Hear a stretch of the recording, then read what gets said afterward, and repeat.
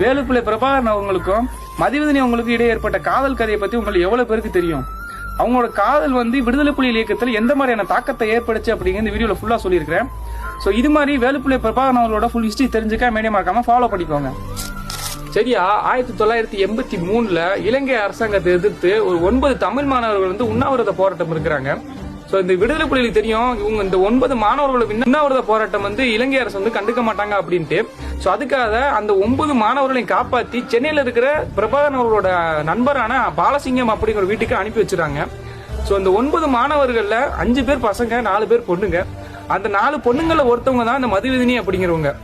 இப்படி இருக்கிறப்போ பிரபாகரன் ஒரு நாள் அவரோட நண்பரான பாலசிங்கத்தை பாக்கிறதுக்காக சென்னையில இருக்கிறவங்க வீட்டுக்கு வந்திருந்தாரு. அப்போ மதிவதனி பாத்தீங்கன்னா விளையாட்டுத்தனமா பிரபாகரன் அவரோட முகத்துல கலர் பொடியை பூசிடுறாங்க. அப்போ இருந்துதான் பாத்தீங்கன்னா 2 பேருக்கு இடையில காதல் மலர ஆரம்பிச்சுன்னே சொல்லலாம். இப்படி இருந்த காதல் கொஞ்சம் கொஞ்சமா அதிகமாகி கல்யாணம் பண்ற ஸ்டேஜ்ல நின்றுச்சு. தன்னோட இயக்கத்துல இருக்க எல்லா போராளியுமே சம்மதிக்கணும், குறிப்பா மதிவதனி அவர்களோட அப்பா அம்மா சம்மதிச்சாதான் இந்த கல்யாணம் நடக்கும் அப்படின்னு அவர் குறிக்கோளாவே இருந்தாரு. அவர் நினைச்சபடியே பாத்தீங்கன்னா எல்லாருமே சம்மதிச்சாங்க.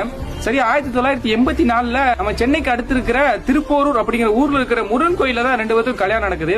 ஆனா விடுதலை புலி இயக்கத்துல சில விதிமுறைகள் இருந்துச்சு. அது என்னன்னா, இயக்கத்துல இருக்கிற எந்த ஒரு போராளியுமே காதல் பண்ணக்கூடாது, கல்யாணம் பண்ணக்கூடாது அப்படிலாம் இருந்துச்சு. பிரபாகரன் அவரோட கல்யாணத்துக்கு அப்புறம் அந்த விதிமுறைகள் கொஞ்சம் சேஞ்ச் ஆச்சு. எப்படின்னா, ஒவ்வொரு போராளியுமே 5 வருஷம் வேலை பண்ணதுக்கு அப்புறம் கல்யாணம் பண்ணிக்கலாம். பையனுக்கு 28 வயசும் பொண்ணுக்கு 25 வயசும் நிறைவடைஞ்சிச்சுன்னா கல்யாணம் பண்ணிக்கலாம் அப்படின்ட்டு விடுதலை புலிகள் அந்த விதிமுறைகளை கொஞ்சம் மாத்தினாங்க.